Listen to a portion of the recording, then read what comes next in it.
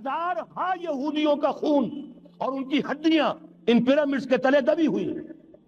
جب یہ احرام بنائے گئے تھے، یہ یہودی وہاں غلامی کے دور میں تھے، بیگار ان سے لی جا رہی تھی، بڑے بڑے پتھر جب گرتے تھے تو پسنے والے یہودی ہوتے تھے۔ یہ ان کی اپنی جیسے ہولوکاسٹ، جیسے انہوں نے اس کو اپنا سمبل بنایا ہوا ہے، اسی طریقے سے پیرامڈ، مصر کا پیرامڈ، یہ گویا کہ ان کے اس زوال کا ایک نشان ہے، اور اس پر ایک آنکھ بنی ہوئی ہے، ایک آنکھ، کانے دجال کی آنکھ، وہ دیکھ رہی ہے۔ عجیب ہے یہ سمبل۔ نیچے لکھا ہوا ہے نووس آرڈو سکلورم، اور یہ در حقیقت 1776 جو نیچے لکھا ہوا ہے وہ رومن حروف کے اندر یہ 1776 ہے، جو میں بتا چکا ہوں آرڈر آف الومناٹی وساپ نے قائم کیا تھا۔ عام دنیا یہ سمجھتی ہے کہ شاید یہ امریکہ کا یوم آزادی ہے، سن آزادی ہے۔ یکم مئی، اس آرڈر آف الومناٹی کی تاسیس یکم مئی کو ہوئی ہے۔ یہ یکم مئی جو منایا جاتا ہے، دھوکہ یہ دیا گیا ہے کہ یہ شکاگو کے جو مزدور ہیں ان کی یادگار ہے، حقیقت میں یہ یکم مئی اور 1776 آرڈر آف دی الومناٹی کی تاسیس کی تاریخ۔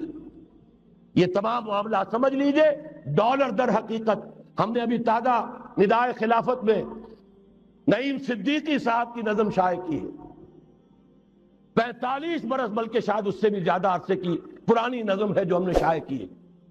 ڈالر میرے اس دیش کو ناپاک نہ کرنا، اور میں تو انہیں داد دیتا ہوں، جو کچھ انہوں نے، شاعر کہتے ہیں اس کو جو صاحب شعور ہے، اس صاحب شعور نے جو مشاہدہ کیا ہے کہ ڈالر آئے گا تو کیا آئے گا ہمارے ہاں، اس کی پوری داستان اس تازہ ندائے خلافت میں ہم نے نہ معلوم کہاں سے اس کو کھود کر نکلوایا ہے۔ ہم ان کا احسان مانتے ہیں کہ انہوں نے اپنی یہ پرانی نظم، اب ان کی جماعت تو سب بھول بھال گئی ان چیزوں کو، اسی لیے وہ اسے تج کر باہر بھی اب آ گئے۔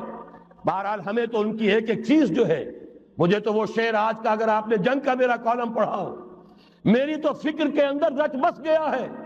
پاکستان کے بارے میں جب کہا تھا، اے آندھیوں سنبھل کے چلو اس دیار میں، امید کے چراغ جلائے ہوئے ہیں ہم، ہماری امیدوں کے چراغ ہے یہ، اسلام کا گہوارہ بننے والی ملک ہے یہ، اس کو ہم نے قائم کیا تھا اسلام کے لیے۔ یہ آندھیاں نہ چلیں، اس ملک کو ہم نے اسلام کے چراغ جو ہے ہم نے اس میں روشن کیے ہوئے ہیں۔ اے آندھیوں سنبھل کے چلو اس دیار میں، امید کے چراغ جلائے ہوئے ہیں ہم۔ بہرحال یہ تیسرا سیلاب ہے، ننگی سرمایہ داری، جس کی پھر لعنتیں ہوتی ہیں، ایک طرف فقر، ایک طرف احتیاج، ایک طرف بھوک، ایک طرف دولت کے انبار۔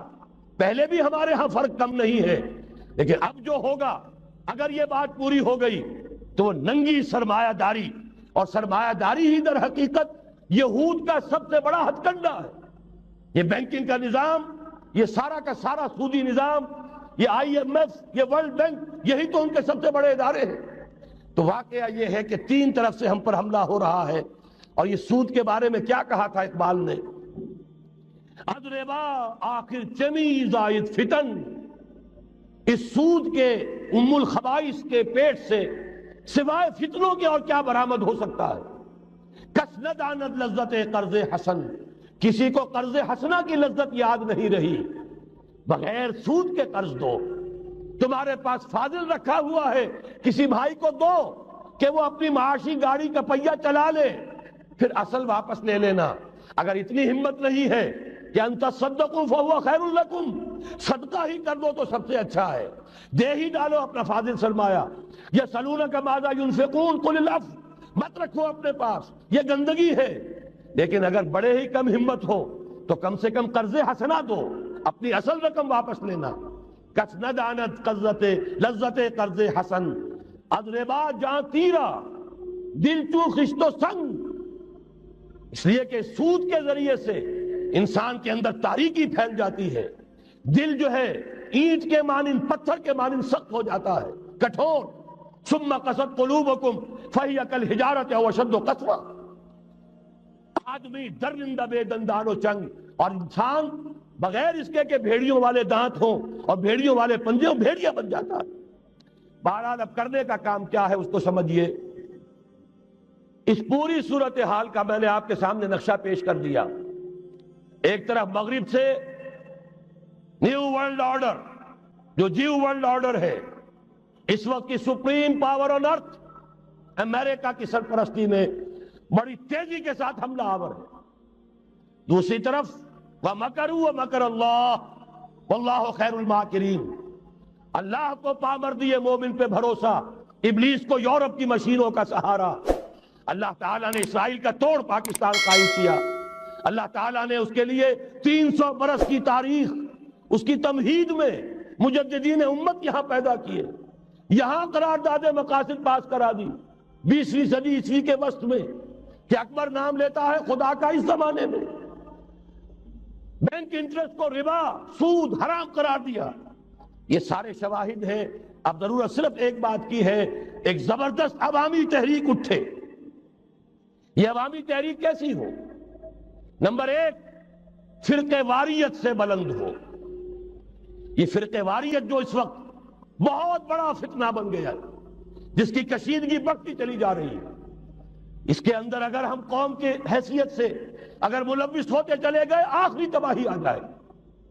فرقہ واریت سے بلند، سیاسی کشمکش سے بلند، یہ سیاسی کشاکش، یہ حزب اختلاف، حزب اقتدار، اس سے بلند، اس سے کوئی بحث نہیں، کوئی دلچسپی نہیں۔ علاقائیت یا لسانی قومیت، اپنے دنیاوی حقوق کی فکر مت کرو، بلکہ آخرت کی فکر کرو، اور یہاں اس کی اصل منزل خلافت کے نظام کی فکر کرو۔ ان تمام چیزوں کو پورا کرتے ہوئے یہاں پہ نظام خلافت قائم کیا جائے، یہ ہے واحد علاج۔ اور اسی کے لیے للکارنے کے لیے، اسی کے لیے دعوت دینے کے لیے ہم نے تحریک خلافت پاکستان کا آغاز کیا۔ تنظیم اسلامی نے اپنے لیے ہدف معین کیا ہے، نظام خلافت علی منہاج النبوہ کا قیام۔